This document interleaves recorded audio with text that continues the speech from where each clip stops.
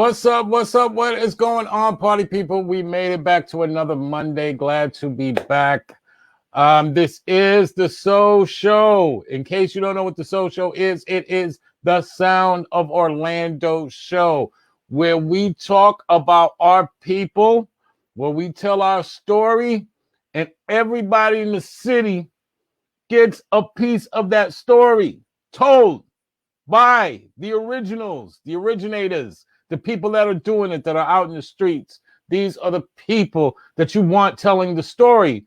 We're all connected in this city in one way or another. This city is the shit. Don't let nobody tell you different. I don't care where they from. I don't care what they talking about. Orlando is the place to be. Now, with that said, shouts out to everybody that is in support of the show. We got a new sponsor that just came on tonight, and we will talk about that sponsorship later on. The show is growing. The people are noticing what is going on. Shouts out to everybody that's in support of the show. We have shirts on sale with the Soul Show logo on them. If you're about the city, if you're about what is going on, this movement, go in on the page and support. We are bringing the best in hip-hop culture, real life stories, heart to heart. When you hear these people that are coming on the show, they are telling you something that you can either grow with or get to know with. This is the Sound of Orlando show. One of my favorite things to do, man. Y'all all know, as a fellow DJ, I love to bring my DJs on because I feel like they don't tell their stories enough. DJs go through a lot. DJs are always the life of the party. We're the bartender of records.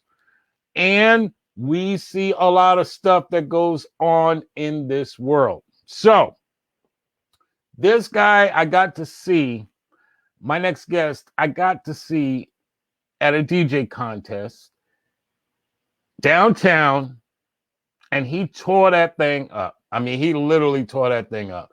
Blew my mind. I was like, yeah, if I ever do one of these, I got to have him on my show. He's definitely part of that sound of Orlando. So I got to bring him on. So without further ado, let me bring in the people's champ, Orlando's own DJ Daggett. Let's go. What's up? What's good? Man, that's a big intro, man. Thank you. Hey, bro. You know, this family right here, bro. We gotta talk about our city and our people in it. Extremely humbled. Yes. So welcome to the show, man.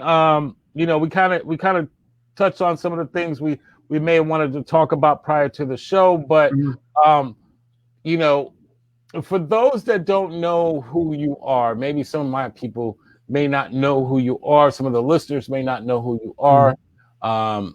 Talk about, how did you become a DJ? How did you start getting involved in music? Tell us a little bit about your background, where you're from. Okay. Well, I'm actually from a place called Lowell, Massachusetts, and that's about, I would say, about 20 minutes north of Boston. And I just always grew up, you know, listening to music. I've been a dancer pretty much my whole life. And even from a young age, like, I'd always go to these dances that, you know, my family would bring me to at like the country club. Well, not country clubs, but like, you know, like the elk clubs and things like that. And I was just always out there dancing, and I was always just listening to all different types of music. My parents, well, my mother listened to a lot of like classic rock and disco and 80s music. And my stepfather at the time, he was very much into music, and he actually built like his own stereo cabinets, and he was an electrician. So he introduced me to a lot of music as well, and kind of taught me how to appreciate music, you know. So ever since then, I just had, you know, like a real appreciation and love for music and for dancing. I mean, I started out dancing way before I started DJing. Right. And yeah, it's just, he just taught me that music's more, it's all about an experience. It's not just something you listen to. And I've always just kind of had this music memory. Like I remember a lot of things about just so many different types of songs. Like I just memorized like every little part of each song, like all the little nuances, all the little sounds. And as a DJ later on, that really helped me out, especially playing open format type of sets. Right. When I first started, open format it was just starting to come on the scene. Which I don't know what that was, probably right around 2010. Like the next couple years after that, everything started to transition more to like open formats. Like you have to play everything in a club. Well, let's put the brakes on. Shout out to all my DJs in Orlando and beyond. I don't know about that. I know I started hearing open format, but for those that were DJing in the 80s and the 90s, to me, it was like always open format. Yeah. Like you played, you played Billy Idol, or you played freestyle, or you played reggae, or you played, I know a lot of, especially in Florida, it's weird in Florida. We have a unique style of DJing. So with that said, we'll have a DJ who's just going to play reggae that night. He might play a 15-minute set, but he's playing reggae. And I guess my time of coming of age, to go to the clubs, like that was more around the time when like EDM was more big on the scene. I remember I'd go to clubs and there'd be like, it would pretty much be one specific type of music throughout the whole night. Like I'd go to a club and it would be EDM almost all night. Right. There's some other clubs that be pretty much almost hip hop all night. Right. So I mean that's what I meant. I wasn't going to the clubs in the 90s, so yeah, no disrespect, but it's good that you said that, because for a lot of DJs, shout out to DJ Infinite on the check-in, Jesse Jazz on the check-in. Yes.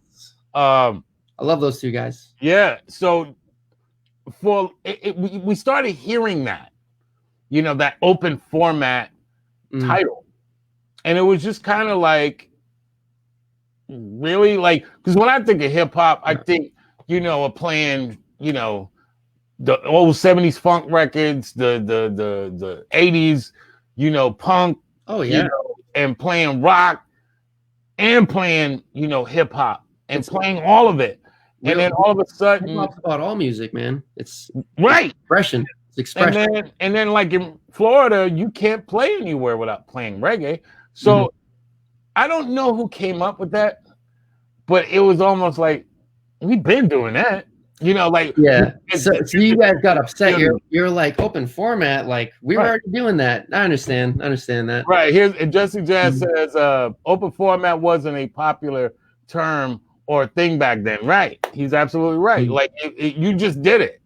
Like if Kid Capri got on, you're gonna hear like everything. Yeah.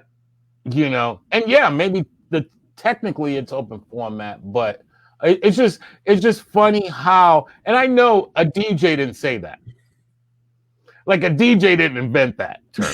It was probably some fucking club promoter or some fucking club owner who was like, it's the club owners that will tell me that straight up. Like, right. Like, you got it. You play open format? Why don't you just ask whether I play music? How about that? You know what I'm saying? Shout out to DJ Infinite. He said, I think DJ made it popular. Yeah. Got you.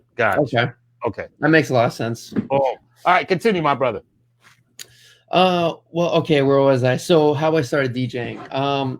So, like I said, I grew up dancing, and I also grew up into hip hop. I got into hip hop around 10 years old. I first heard Wu-Tang. Wu-Tang, let's go. on my school bus, still my favorite, by the way. So on the school bus, and they're playing the Torture skit with Method Man and Raekwon, and I was just like, I was 10 years old, and I was like, what the hell is this? Like, and then I just listened to the rest of the album. I was like, oh my god, like this is the craziest stuff I've ever heard. Like, because Right. before that, I was listening to like Metallica and heavy metal and things like that.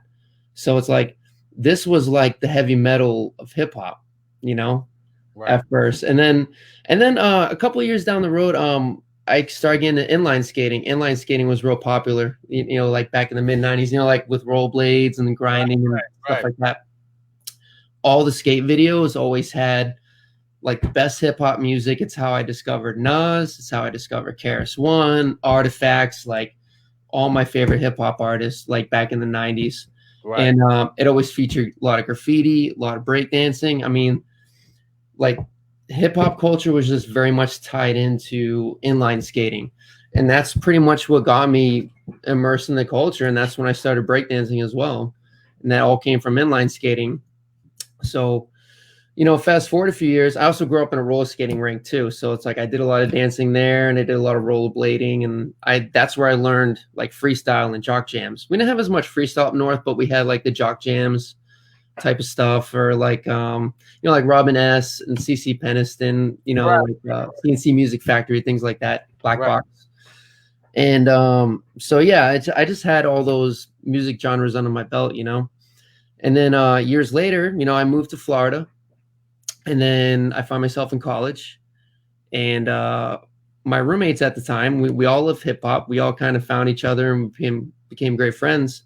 One of them had a Technics turntable, Vestax mixer, and then he had like this little plastic, cheap, like belt-driven turntable. So we only had one Technics, and then he taught me just how to basically, you know, like how to cut in like music and things like that. Just my timing with the fader and with the record and the platter, and then that's how I started DJing. I started practicing that, and then some about it, I just fell in love with it, and I literally used my financial aid check to purchase two MK5s, a Vestax mixer, all from Guitar Center, and I also got Serato because Scratch Live had come out just a year before that. So when I started, I had Scratch Live, and I was also buying vinyls at the same time. Right. So, like most of the vinyls I was buying were like dirt style records, like things for like battling, because that's mainly what I wanted to do. I wanted to get into actual turntablism when I first started. Right. I mean, that's, you know, and shout out to all my turntablists out there, my SPSs and my K Razors, and you know, like SPS, man. Yeah, you already know, bro. One of my inspirations. You know, he was on the show, and you know, me and him go way back, and you know, it's something about learning from scratching.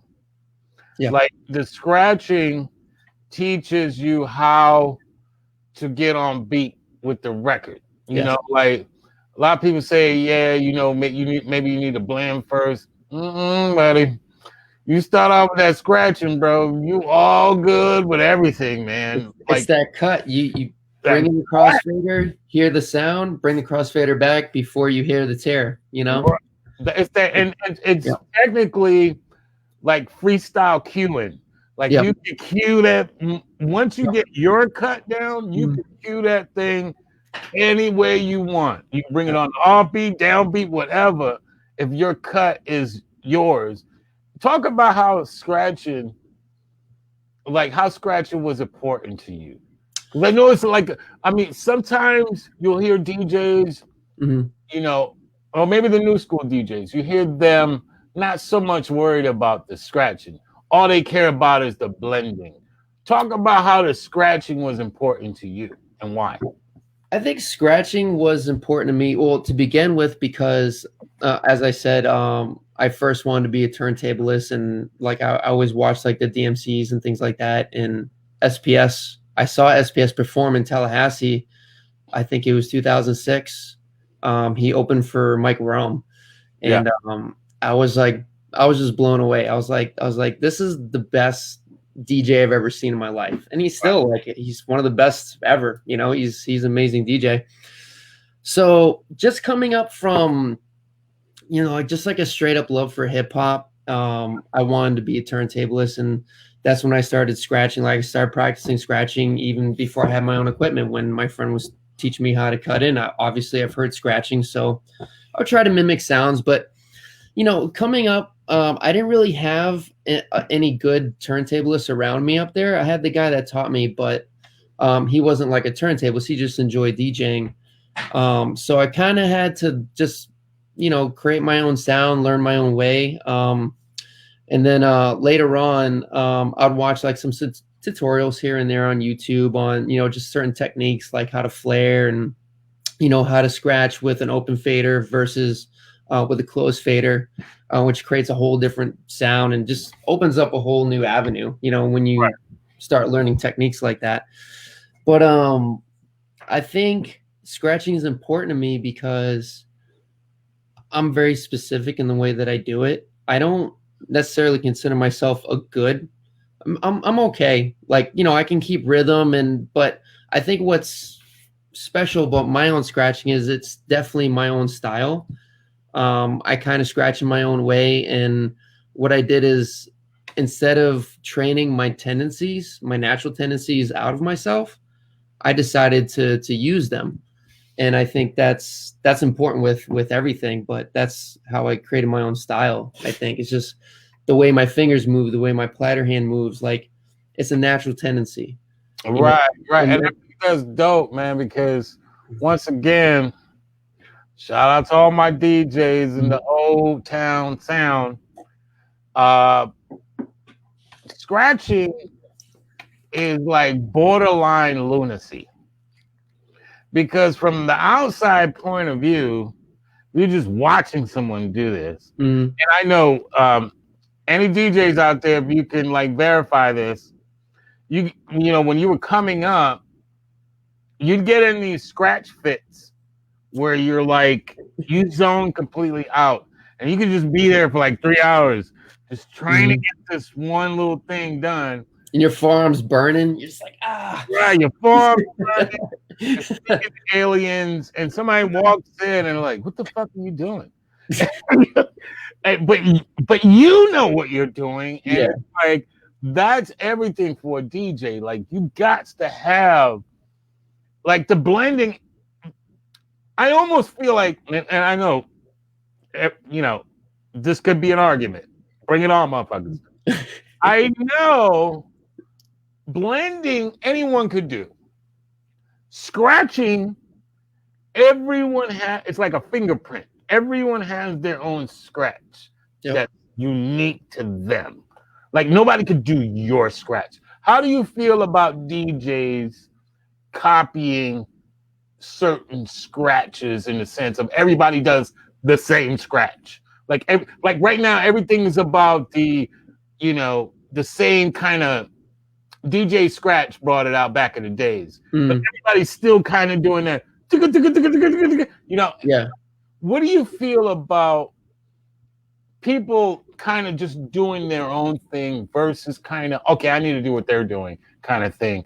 Does every DJ need to kind of do that, or do you feel like DJs should be able to occupy their own lane with their own particular abilities? Go.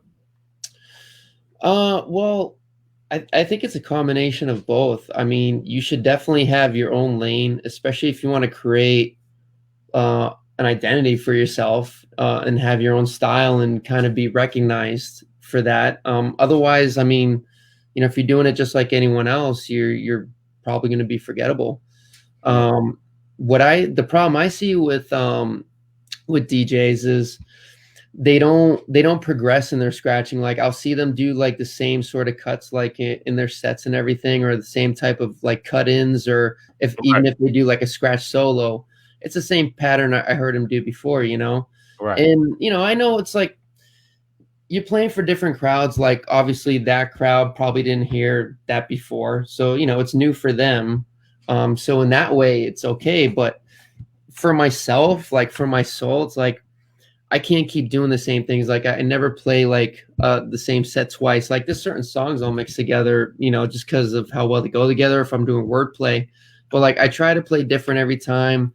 I try to scratch with new patterns or new sounds every time. And even with blending and transitions, I think you can be very much an individual with that as well.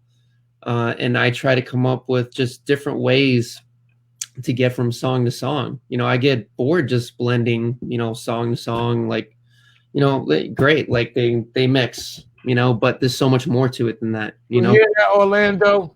The man just said, I don't need to blend that because the BPM works. There needs to be a purpose behind that blend. Like that gets boring. Hey, right. But to be fair, a lot of DJs right now are struggling with the same kind of pressures of having to play the same fucking records. I mean, yes, you can kind of go into Walmart through the back. It's still fucking Walmart.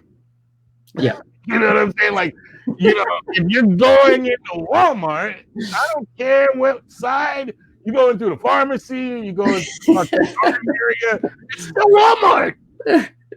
So talk about, that part of the pressures that DJs face when it comes to being required, if you will, kind of play.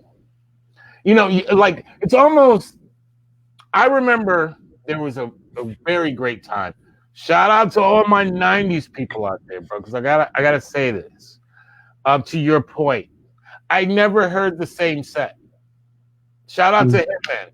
I damn near went to every one of the events that they ever threw, and if I wasn't there, I was performing somewhere, or I was clubbing somewhere. But any fucking place that I went to see them, I never heard the same set. Right. And that's impossible now. I can't even walk downtown Orange Avenue without hearing, if I sat on Orange and just sat there for a good about 10, 20 minutes, I'd probably hear the same record play out of all the different bars and clubs. And within a 10-minute span, they'd probably all play the record at least once with all of them. And from a record in a business model, that's awesome. But being that the DJ recoups none of the royalties, being that the DJ, it's for radio DJs, you can't take payola. That's a federal crime. So all of the incentives that would be to play the same records ain't even there. Why is this? Why for blending and for DJing? Talk about some of the pressures that you've personally faced. Now I'm asking you to be real. You don't have to. You have to incriminate anyone. You have to say, yeah, it was that motherfucker over there. You get it. You understand. But just as a DJ community, this is us talking right now. Talk about some of the pressures that DJs face for money and opportunities. Talk about it. Man, that's a big question or a big answer. Well, I mean, let's tell your story, brother. I have my issues with downtown because of, let's touch on the music selection and the fact that everyone's playing the same set or the same songs like week in and week out. I mean, it's basically you're walking down Orange Avenue and you're hearing what's on the radio station because they're doing the same shit. They're playing the same song over and over again. That's one of the reasons I never ever had very strong residencies downtown personally. I think the strongest one I ever had was at Joysticks because I played an open format throwback set. I didn't play anything past 1999. I could play everything up until then. So like I had a blast with it and it went with the theme. But so many of these clubs have brought me in. And this goes to the pressures that DJs feel. And they first ask me because they know how I DJ, they know what I do, and they want something different for their club. They don't want the same old ratchet night, as they call it, which for all my people in Orlando and across the world, that's code language. But we don't want all these black ghetto motherfuckers up in here. So exactly. back to your regularly scheduled broadcast. Continue. Yeah, and then I'm sorry it's got to be like that. But I really hate that when people identify nights like that. But going back to the pressure is I'd go to one of these places and they'd be like, hey, we want you to do this. We like how you do. We don't want one of these typical downtown nights. We want something different. And it's like and then one of the first questions is, and this is before they even talk about how low they're going to pay me, because let's face it, downtown clubs don't pay much, especially compared to other places we play, like restaurants. And give a number. Give a number. Doesn't have to be an exact, but just give a fair, arbitrary number for anybody that may be listening, wants to get into DJ, just so they know what to expect. Well, I mean, I found the average downtown rate, and right now it's actually lower than normal because a lot of people are coming off of the pandemic and they don't want to pay full rates. This is happening across the board. 150 to $200 for a downtown gig. Right. And you hear that, Orlando. Okay. And I want you to continue where you're going. I just want to caveat with, remember, Orlando, remember, people, DJ is hospitality too. Mm-hmm. We're, instead of serving you food, we're serving you music. We're the servers. The better we do, the more they're gonna drink too. Right. Right. So continue, my brother. Continue. Yeah, and so one of the questions they'll ask is, how many people can you bring here? Like, can you fill this place up? And I just look at them like, I'm a full-time DJ. I'm not a promoter. I'm not going to fill this place up. I might get lucky some nights, like I'll get more friends out one night versus another night. I think the most people I've ever gotten to one of my places, and this is because I really busted my ass, like texting people personally, please come out to my new night, Right. I've gotten like 30 people out to a club. But yeah, and I gotta explain this to them. Like, I'm like, look, like, DJing is a full-time job for me.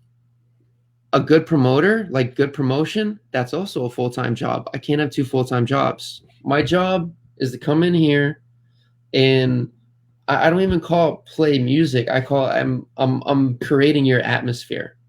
Right. Like, it's not just about dancing to what I'm playing. It's a whole feeling.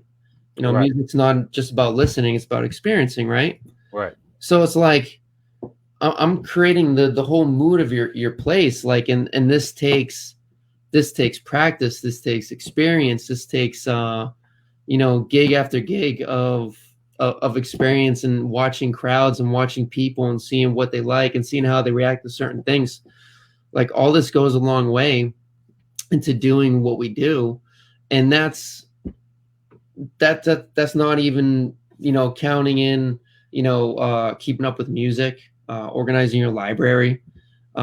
If you're more professional with it, you do it for a living, you have your bookkeeping, you have your own promotion. Like, I make my own flyers, I promote myself. Right. And then you have the social media aspect of it. That takes hours too. That takes a long time. So it's a full-time job. So when they ask me that question, I'm like, I'm not going to bring anyone in here. Like, I'll do my best to promote, and hopefully people will come, but I'm not going to bust my ass to bring 100 people in here when I'm still coming in here to do what I'm meant to do. Like, it's your job to fill your own venue. Do you hear that, Orlando? Once again, this is why the DJ conversation is so freaking important. Because while you're fucking smiling and spilling drinks on the mixer, asking for your dumbass song, and all of this other shit that's going on, I know what place you're talking about. He's going through, he's in the trenches. To my man Rick's point, you're in the fucking trenches. You're being told to not only, to your point, be a DJ, invest all this money that at the end of the day, money is time. Don't let them talk you out of that shit.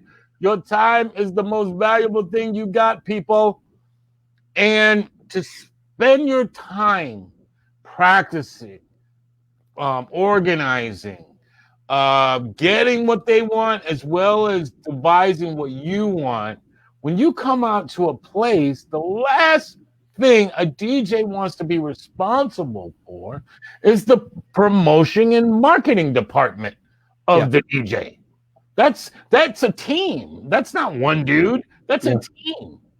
But it's expected of you guys. It's expected of us to have to do their entire job, and we get what? $250. Yeah. You know, if they clear 10 grand that night after they've shout out to all my club owners, I get it. You gotta pay for liquor, you gotta pay for security, you know, you gotta pay the liquor license, you know, all of these things that go on. I get it. So your overhead is bigger, but your profit margin is bigger. The DJ is the smallest circumference in there. You think you paying $10 to come in a club? You doing something? You ain't doing nothing. The DJ playing for 4 hours. He'd be lucky if he get out of there with $200, and they don't try to get him with drinks. Talk about it, my brother. Talk about it. Yeah, so that's definitely one of the pressures that we face, and I tell them this too. I'm like, you know, no Orlando DJ is going to fill your venue. I mean, the most popular, most known DJs around, you know, more often than not, can't fill your whole venue. I mean, that's just not. And I'm not saying they don't deserve to have a full venue. They absolutely do. It's just the way like everything works now. And, you know, and now you have the crowd and the type of crowd we have to play for. And again, this is going back to, you know, your downtown crowd. You know, I'm basing it more off age group than anything else. Is the way consumers take in music is the way they want to hear a DJ play their music. Right. You know, it's like they want, you know, we all deal with, I wanted to hear this and I want to hear it right now, and, you know, all that. But, you know, you can play it for them, or you can tell them straight up, like, it's, I'm not going to play that, or it's not going to work right now. I'll eventually get to it. I don't have a problem playing requests as long as they're not total dicks about it. But if you're going to be a dick, I'm not going to play your requests. Okay. Stop right there. Stop right there. If I got any DJs on the line right now, please tell us in so many words the worst request you ever had. Just maybe 5 words. If you could limit it to 5 words, maybe the name of a song, what kind of drink she had when she spilled it on your mixer, you know, when she bumped everything and then asked for her song to play after everything was cut off. Whatever it is. What are you talking about? Right. You know, but it's sad, man, because, you know, I said waiters before, and I'm joking, because when I really look at DJs are the entire kitchen. They're the entire back of the house and partial of the front of the house. Because not only do we got to make what we're doing, we got to go ahead and serve it to everyone. Right. And, you know, like any restaurant, you go there, some people are going to be like, oh, it's too hot, you know, kill you with the 3 Bear stuff. Yeah. And then, you know, you got places, to your point, that they're always trying to lowball the main ingredient of their club. Yeah, alcohol is valuable. It is. You can't have a club without alcohol. Some try, but that's when people go outside. The DJ is just as important as the alcohol. Mm-hmm. We're making cocktails in real time. And depending on that frequency, man, depending on that, the way that DJ spins, you only remember the DJ that is himself. That's who he is. Like, I remember going to Firestone. Shout out to Kid Capri. And that was probably one of the greatest things I ever seen in my life. I love Firestone too. That was an amazing place. Kid Capri had like 10,000 records on the stage. It looked like a wall of records. I've never seen that many records in a house. He must have borrowed records and had records in storage and took his own records. Like there were just so many records. Mm. And when he came there, it was just like, I don't even remember what he played. I remember him. And most DJs, if you got a bourbon and sitting down with them, maybe a cigar, maybe a couple booties shaking around, and it's just you and him talking, they'll tell you, really, that's all they want. For the people to remember them. Yeah. Absolutely. Like they worked their entire lives to get to this point, to be remembered. And it seems like between corporate America, radio, media, YouTube, it's just like this constant assault on DJs to where is it, to your point, it's like you're almost having to revolt. Like, nah, I ain't gonna play downtown. Yeah. Nah, if I'm gonna do my venue, if I'm gonna do a night, it's gonna be mine. Right. And I've sworn off downtown multiple times. I'm actually back now. I do the Robinson on Wednesdays. But what I like about that place is it's more of a chill atmosphere, like it's a speakeasy sort of thing. So I can actually play, like I can play a much more open format, but I can play like different things. I can play some indie stuff, some like lo-fi type of stuff. I play like that lo-fi type, like hip hop, right. Type stuff, like, and it's a good time. It's stuff that I enjoy playing. So again, I'm not playing for people that are constantly coming up and asking for songs that they want to dance to. It's just for chilling and creating an ambiance, I remember one night, I'm a comedian. I just say the shit that's on my mind, and you're just gonna have to sit with that. That's just where I'm at in my life. I remember this one night, this drunk lady, she comes up to things like, hey, you play some, I don't even know what she asked for. It was more hilarious, just the intro of the question. Like everything leading up to the question was completely hilarious. And so I said, do I go to your job and ask you? And she just amazingly bust out laughing. And I'll never forget that, because a lot of times in the moment, people are emotional. Yeah. You want to hear something and they forget there's a performance going on. Right. Like it would be like the Fugees doing "Killing Me Softly," and then you like interrupt right when Lauryn Hill's coming on. And you be like, "Yo, what are you doing?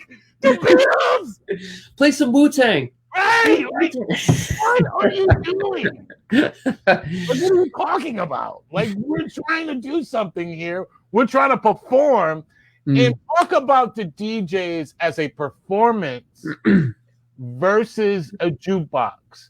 I'm really throwing a lot at you tonight, because as a DJ, these are the conversations we're not having. Right. As a are you a performer or a jukebox? What are you? Well, I'm definitely a performer. Yeah. Boom. Sure. Right? You're a dancer, right?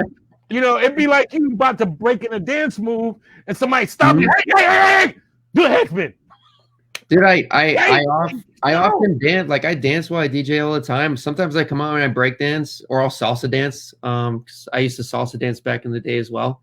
So it's like the dancing and DJing just go hand in hand. So I'm typically like bobbing around or doing something while I'm DJing, but I'm also aware of, what I'm doing with my hands.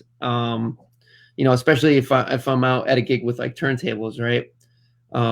People usually appreciate that. And I equivocate it to like a barista. It's like you're watching a barista make your coffee drink with the grinder and the espresso machine and the tamper and the steamed milk. Like same thing. Like this is how I'm making your music, and people like to see that. They want to see more movement. They want to see, I know we make fun of ourselves for pushing buttons and turning knobs, but there's a reason we do these things, and also with like what we do with our platter hands and how we cut in, and just the way we stand and our style. It's like you got to have a stage presence. You can't look stiff. You can't look timid. Then it's not going to come off the same.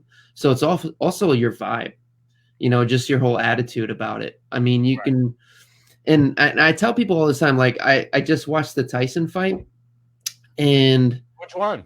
The one he just had with Jones Jr. So and you saw all these new rappers doing their performances, right?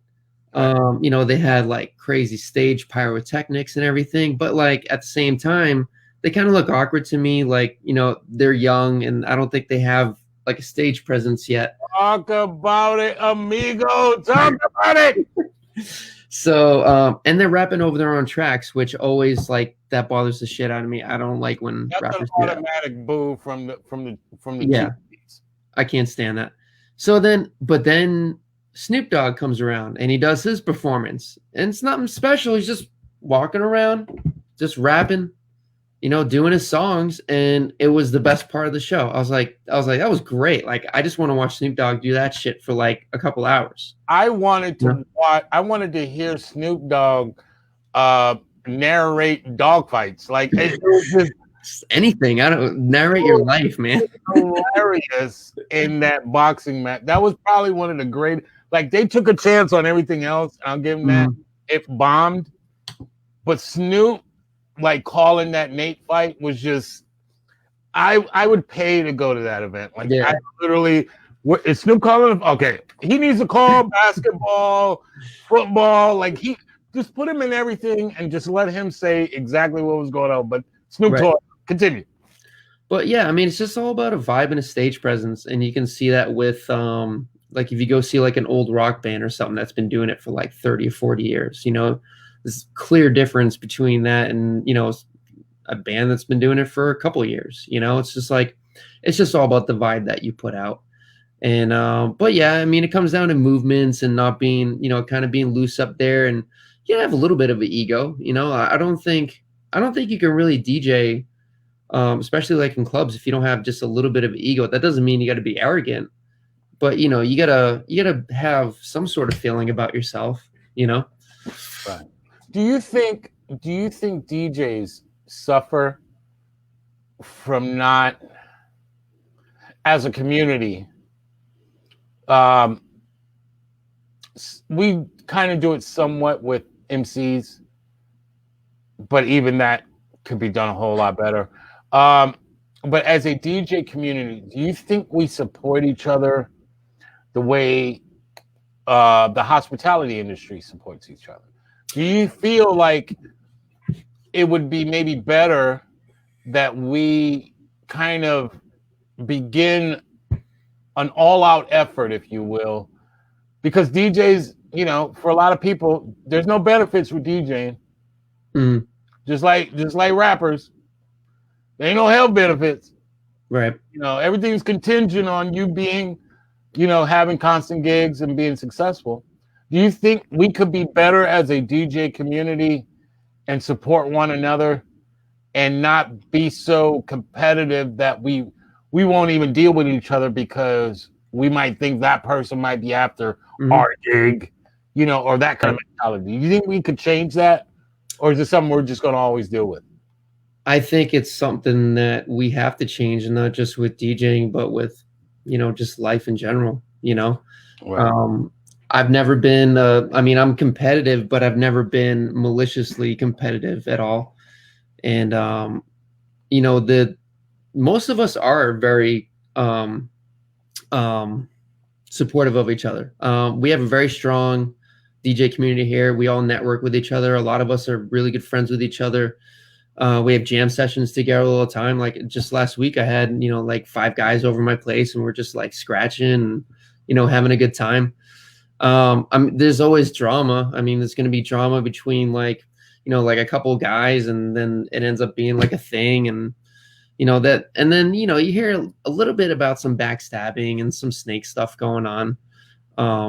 But I think as a community, like Orlando's we're pretty supportive of each other. We can always be more supportive of each other.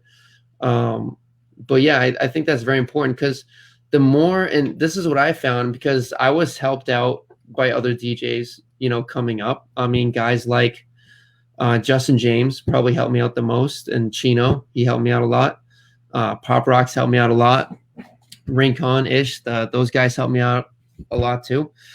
And if I didn't get in touch with the community and support the community as well as they supported me, then I never would have had some of these opportunities.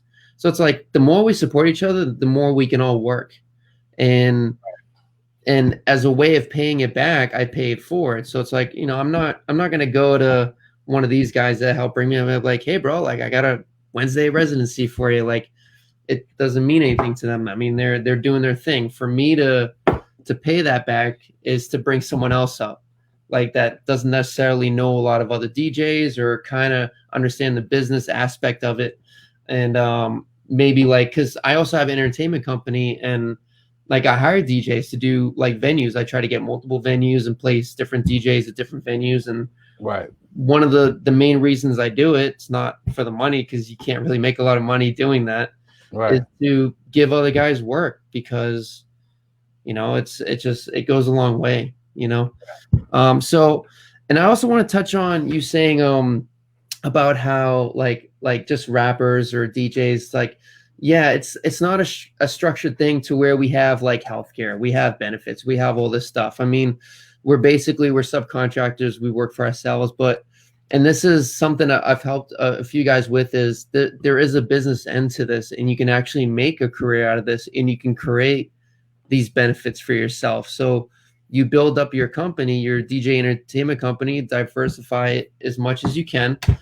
And then you can afford personal health insurance. You can afford certain things. You can have DJs in your arsenal to cover fill-ins, so you can take your vacations. Like you can have your own books. You can do taxes. Like there's a whole business side of it it's fairly easy to do. You just got to know how to do it. right. And I love what you just said there. Shout out to all my DJs all over Orlando.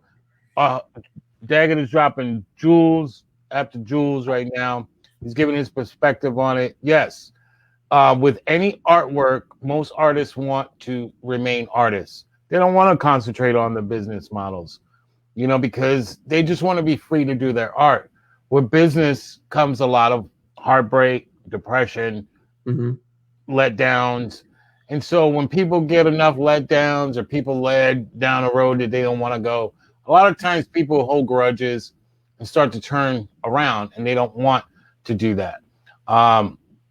So to your point, at the end of the day, you have to get on your business grind and operate it like a business. If you're gonna DJ, not only do you have to put your heart in it, but you have to put your mind in it. Right. I want to ask you, before we get into the lighter stuff, what was that like for you DJing live in Orlando for that radio station and shutting down my man Ray, aka DJ Infinite? We love you, Infinite, bro, and you did a great set. He did an amazing set. Like I was blown away by it. I was like, that's great. Like he did amazing. It was your day that day. Like you went up there and just what went into that set? Well, originally there were 3 sets, because that's how it was supposed to go. It was supposed to be 2. It was supposed to be like 2 short sets, and then one like set that was a little bit longer for like the last one. So we each had 3 prepared. They cut it down. It ran long, so they cut it down to 2. So I had to kind of, tweak my 2 sets on the fly, because it just totally messed up my whole structure. But I was able to do that. But like the first round, I was a mess. Like, good thing I practiced it a lot, so I didn't have to think too much. But like, I was nervous, and I was hot because I'm wearing a suit, and it was 90 degrees out there. My man was wearing a suit on a tractor trailer bed. Yep. in the heart of downtown Orlando, and you did your thing, bro. Mhm. I mean, I thought I wasn't going to be there that long, and I wind up catching all of those rounds. And it just sounded like the further it went, you just got better and better. It was like you almost took the suit off. Yeah. And you were just kind of chilling.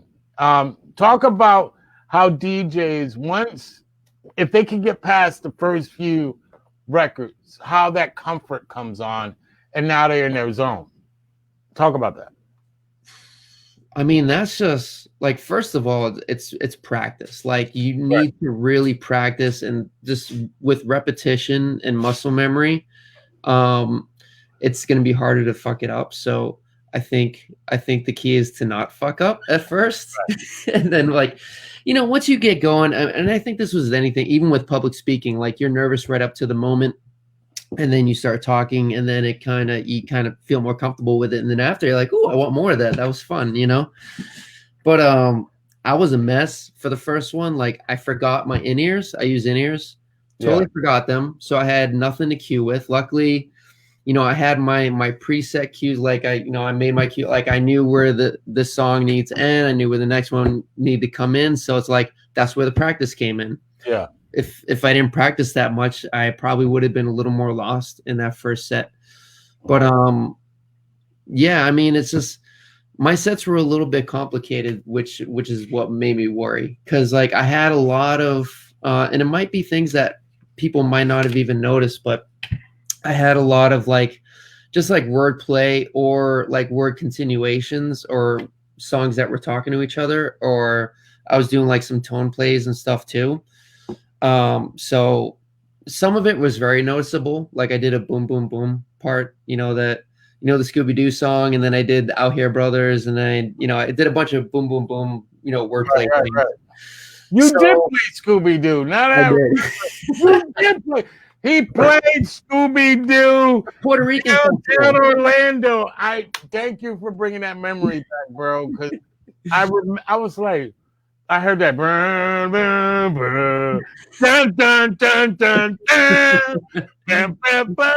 Yo, I was like, man, that's dope, man. That's dope.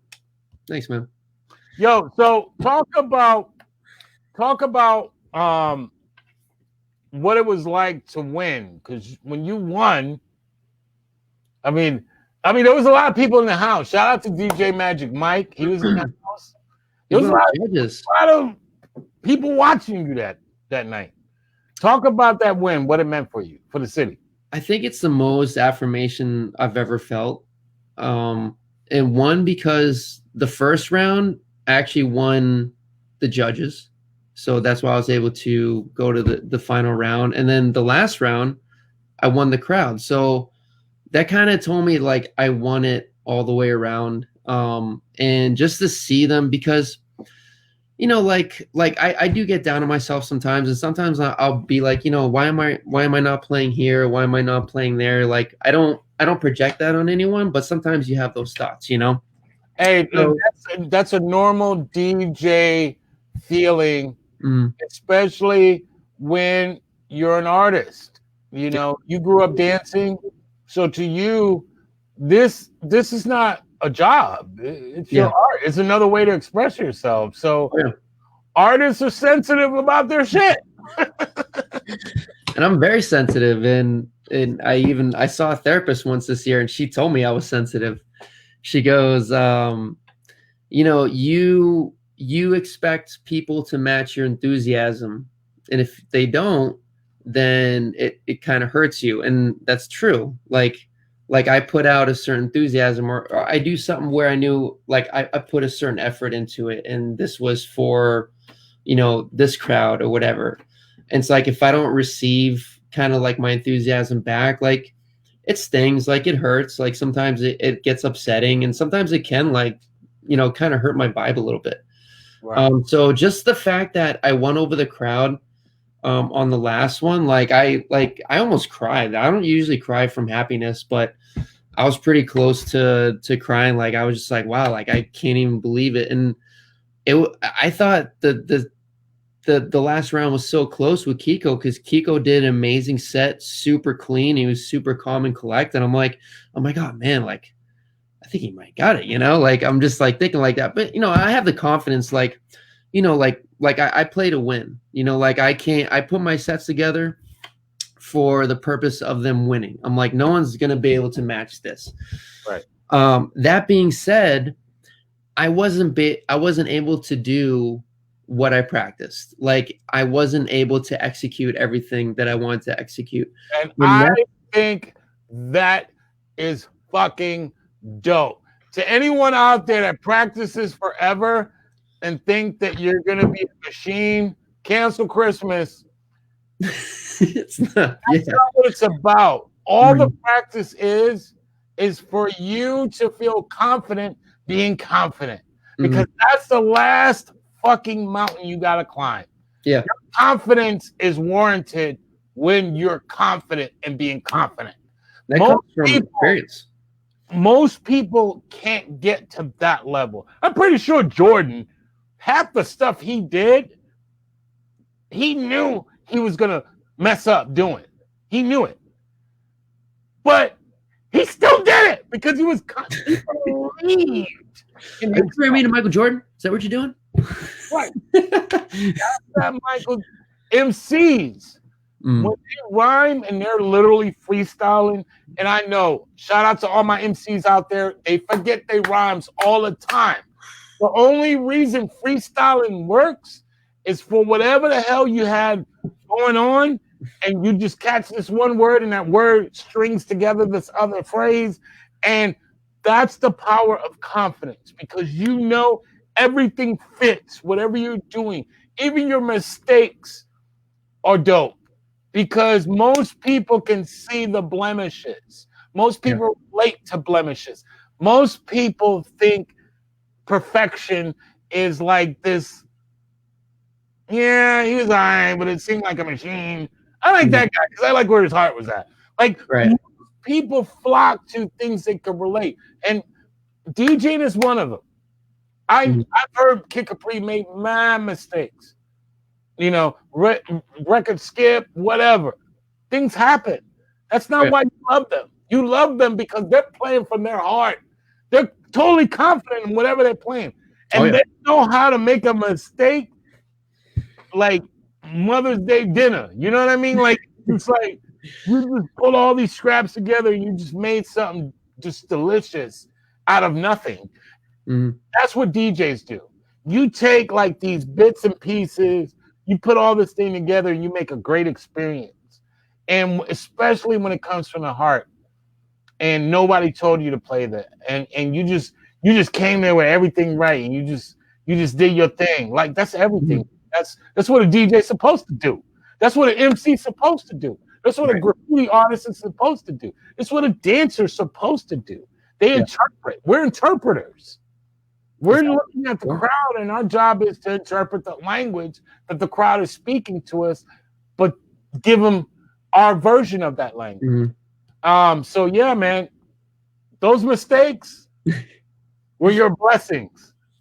Shout out to everybody. Ain't got no problem with mistakes, especially when you meant to do it. Well, after that, because of those mistakes, like, and I'm not trying to take away anything from the other guys, like everyone did amazing and it was super competitive. But you know, like I dwelled on it for like a couple of days. Like I wasn't satisfied. Like I was just, I was kind of disappointed that I wasn't able to execute, you know, what I wanted to do. And so like, in a way I kind of felt like I didn't deserve it, you know? And, you know, my friend Pop Rocks talked to me. You might know Pop Rocks too. He kind of talked some sense into me. He's like, man, like, he's like, first of all, and you said it, he was like, even with the mistakes, you still won. So you still deserve it, you know? And, he's like, that's okay. A perfectionist does that. You know, it's like, you're always going to get down on yourself about something you weren't able to do that, you know, you were supposed to do. So I was like, you know, I guess you're right. Like, I can't expect it all to go perfect. It's like, it's not like I'm an experienced battle DJ, you know, that was only my second battle ever. So a human being is a mistake in a Cadillac. Yeah. In a Cadillac. You know what I mean? Like that's just, thank God for that. We're the mistake in a Cadillac. You can't ever feel bad. And I know I'm saying this as a DJ because I know I'll beat my head in forever. Like, man, I could have done better. Something like no one else even noticed. No one else even noticed. But so imagine what a lot of women go through. A lot, I need to look like this or I need to look, and you're thinking like, damn, baby, you dope as shit. And they got one little spot that bothers the fuck out of them, but nobody sees it. You don't even see it. Insecurities, man. Right. And we're artists. We're sensitive about our shit. So this next segment is a brand new concept we started on Friday. All right. This is called the Quick Mix. I need you to answer questions in rapid fashion, 2 to 3 words. I'm not good at that, but I'll try. What's going on? You don't even think about anything. Answer the question. Let's go. This is the Quick Mix. What is your favorite record to play at the right moment? Oh, man.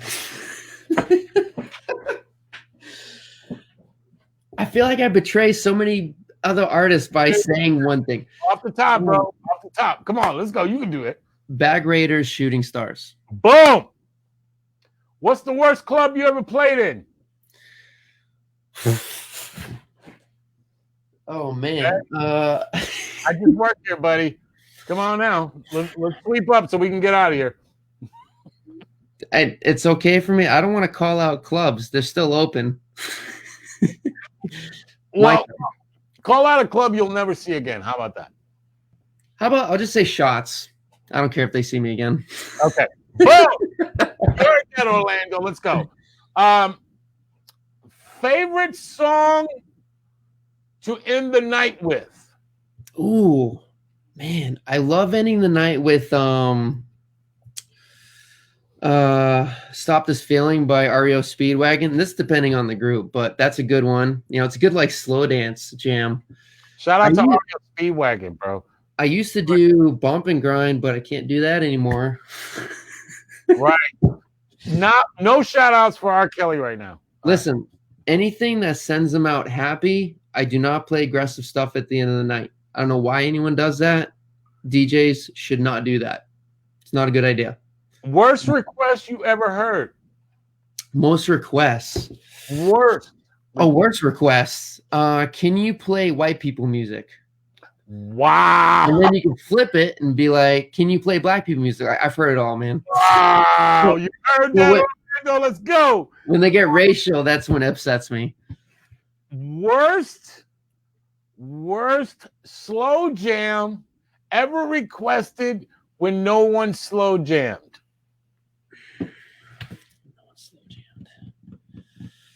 You know that song? Oh God. I think it's called Love, and it's from Keisha Cole. Woo! You know that song where she's like, "Wow!" Like I can't stand that song. It annoys the shit out of me.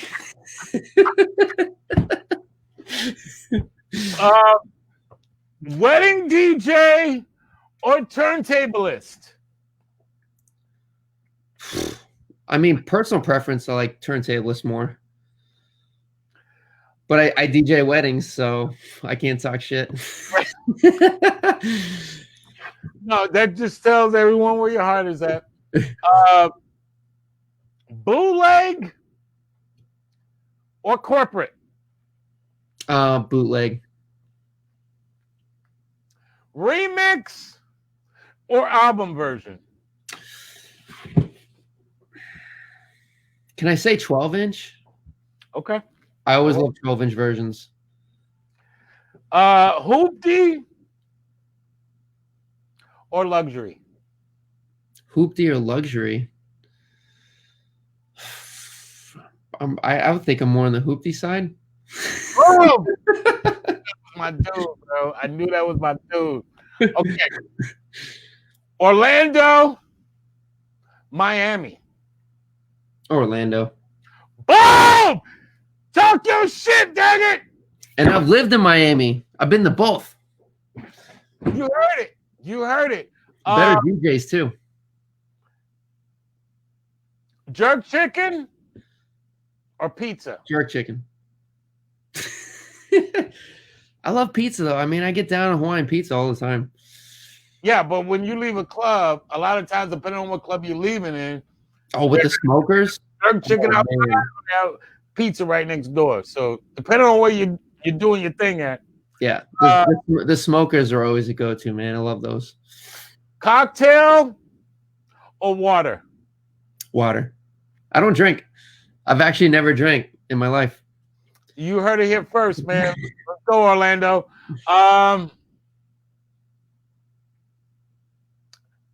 Overnight or early?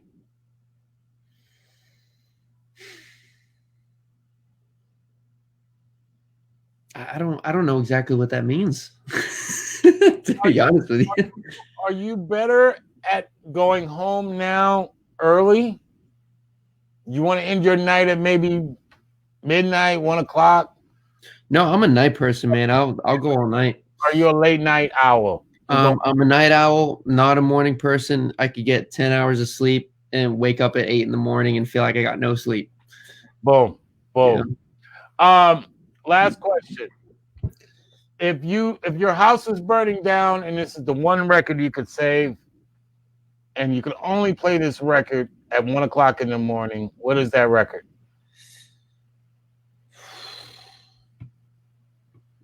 I mean, I definitely want to say 36 Chambers. Boom! Probably the greatest record ever made. Boom! Wu-Tang Clan ain't. You already know, man. All right. So you ever listen to that album? Like, anyone that hasn't really fully listened to that album needs to, and Liquid Swords, you need to listen to it. It's amazing. You heard that, people? It's like Jimi Hendrix. You need to listen. You gotta listen to it. You need to listen. You can't just fucking bop around in a club expecting to get the whole thing. Right. You know? All right. This last segment is based on what you got going on right now. Shout out to everybody tuning in. We love y'all, man. But now we're going to go into breaking news. Hey, yo! Breaking news never stops. Turn this motherfucking sound up, man. Blast this is turn the whole this up. What do you got going on right now? What can they see with DJ Daggett going in the future? And how are you going to take over Orlando? Let everybody know. Well, I got a few different things going on right now. The clubs are almost back in full swing. Right now, I'm playing like around like 3 to 4 times a week. I got these things I'm doing with a company called Sub Rosa. They do a pop-up dining experience, and they do a different theme every time. So that's one of the things that I got going on, which I really like doing that because it's a different. Like the one I just did this past weekend, it was French Canadian. So I played like all French music and like jazz and acid jazz and stuff like that. And before that, we had an Indian one, so I played all Indian music. So I had to learn a lot of Indian music, which was great.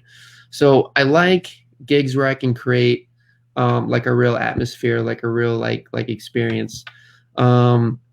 I'm going to be doing some of the same things, just trying to get more venues and place, more DJs at different venues and things like that.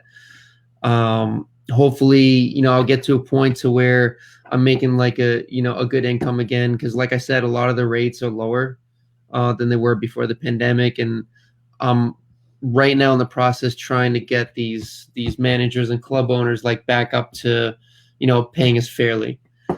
So that's going to be a process, but we're getting there. As far as things that I want to do with music, I'm kind of trying to find my own lane right now. I always get to this point every couple of years to where I want to take music or my own career in kind of a different direction, or just grow or escalate or elevate, I should say. And one thing I wanted to do, and you can see this in some of my mixes on mixcloud.com /DJ Daggett.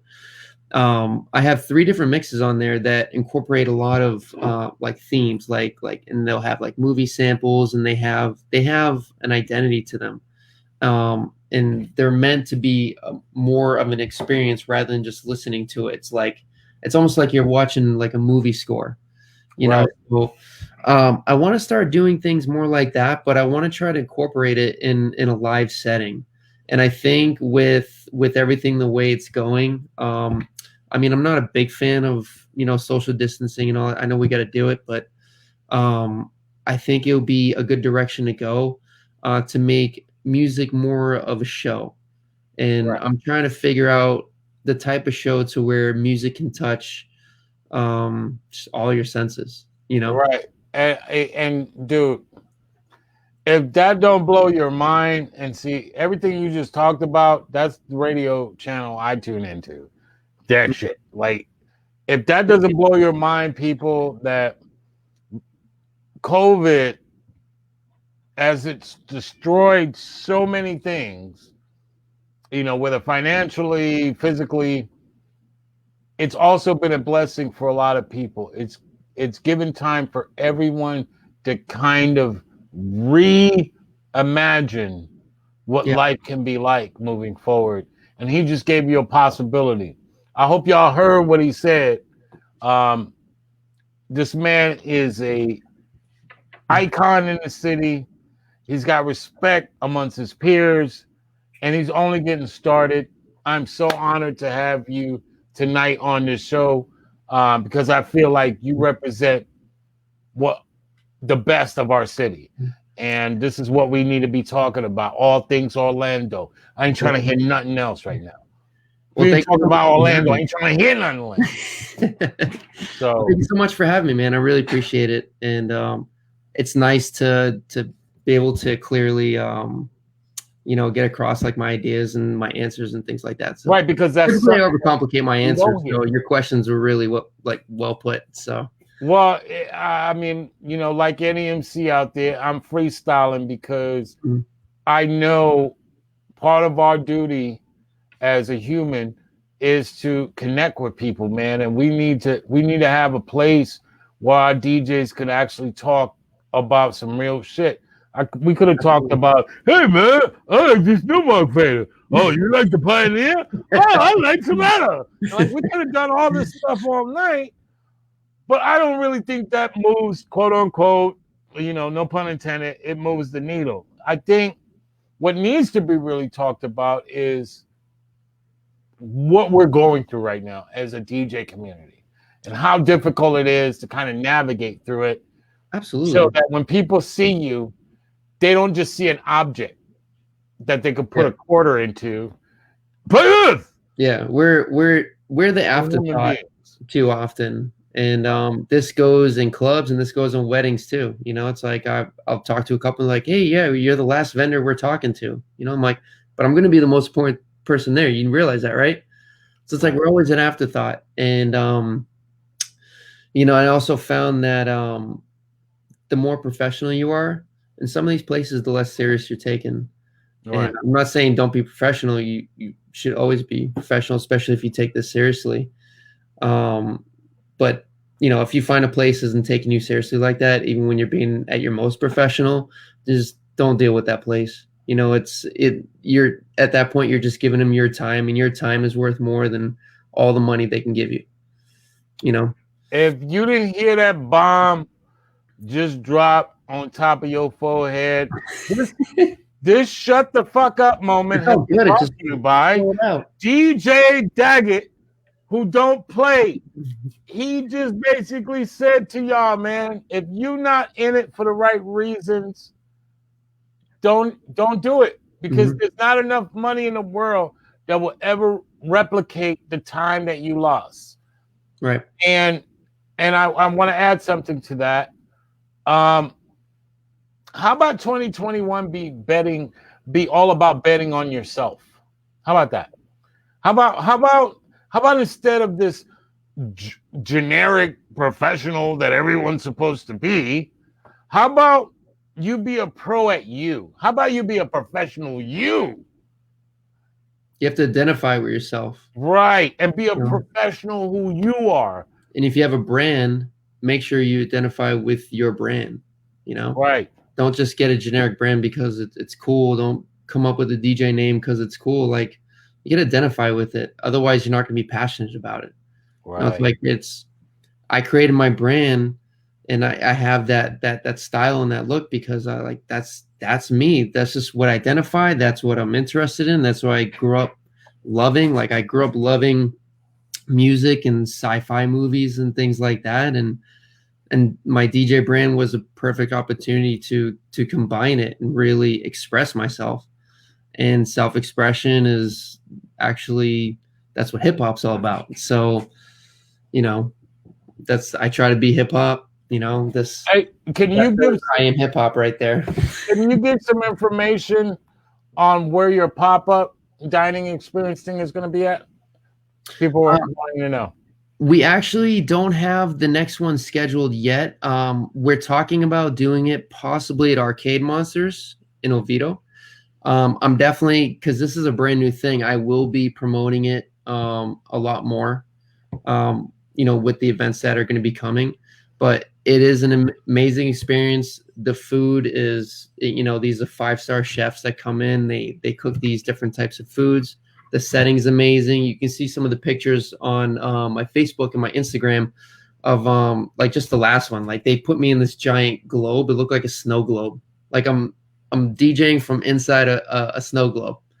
So, Wow. you know, it's a real creative thing. And my friend Andrea and her partner Kira are the ones that came up with the concept, and they're already doing amazing with it. So as soon as I get more information, it will be posted on my social medias. You can find it at facebook.com/DJ Daggett. It's actually with 2 T's. I noticed you spelled it with 1 T there. Oh, okay, got it. That's okay. Everyone leaves off the last T. It's funny. And my Instagram is at Daggettmeister, and I always put up, you know, everything there as well. You heard it here first from DJ Daggett, Orlando's own, one of the very best in the city, man. We love you. We thank God you're doing what you're doing. You didn't let COVID scare you off. You continue to do your thing, man. We need that. Our city needs that. Our people need that. It's everything right now, man. Continue doing what you're doing, bro. Thank and you. Orlando's better for it, brother. Thank You man. are the sound of Orlando, brother. And thank you for this show, man. This show is amazing. And like I said, I already watched a few, and I plan to keep watching it and keep in tune. So, yeah, this is a great thing that you're doing. And you know, it's like it's good to talk about music. Like as DJs, we don't talk about music enough. Like I'll make a post about music, and like no one like it, no one really. I'm like, why? I got like 1,000 DJ friends. Why isn't nobody interested in talking about music? You know? So we're gonna talk about music more. Yes. 2021, talk your shit. 2021 is all about talking your, speaking your, living your truth. Give it up for DJ Daggett, Orlando's own, on the Soul Show. Big up, my dude. Hey, hang on the other side, man. I want to holler at you real quick. Let me end it up. Hey, man, that has been everything tonight. Big up to my man DJ Daggett, who represented hard. He's representing the city, man. That's all you can ask for anybody. He's a DJ. DJs ain't jukeboxes. We ain't machines. We don't just play what the fuck you want. Ain't got no fucking clue. DJs go through some stuff, you know, and shout out to all my DJs out there. Shout out to DJ Jesse Jazz, sponsor of the show, 5-Star Graphics. Salute. He is a sponsor of the show. Shout out to DJ Infinite, my man, one of the nastiest DJs to ever do it, Jam Lando. Shout out to you. Shout out to Jeremiah. Shout out to Rick. Shout out to Strange. Shout out to everybody that was on the check-in tonight, man. We appreciate y'all. These are real conversations, man. And to anybody that thinks that art should be taken for granted or somehow valued based on what you're willing to give, obviously you don't know art. Art is the heart. That's why it's art, right? Including myself, it becomes heart. And anyone out there that is pursuing their art, despite maybe a job loss, despite maybe a family member being lost, despite fear, despite anything else that may be going on in their lives, we send our prayers to you. Shouts out to my man Jeremiah. Rest in peace, Damaris. We love you. You are a family member. It is a hard thing to lose to anything right now. We have suffered enough loss. Peace out to everyone that has tuned into the show. This is about our city, our story, and our sound. And don't let them tell you different. We are the O-Town sound of Orlando. Let's